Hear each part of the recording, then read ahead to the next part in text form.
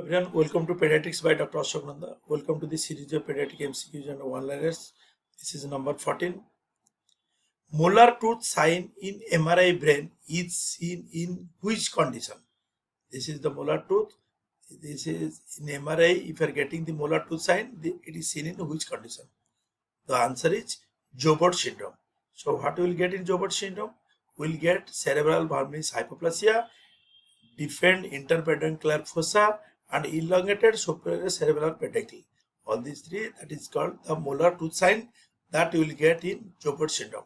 What are the clinical feature? Clinical feature wise, you will get hypotonia, you will get ataxia, you get a nystagmus or strabismus, and will get breathing issues like tachypnea, developmental delay, and intellectual disability.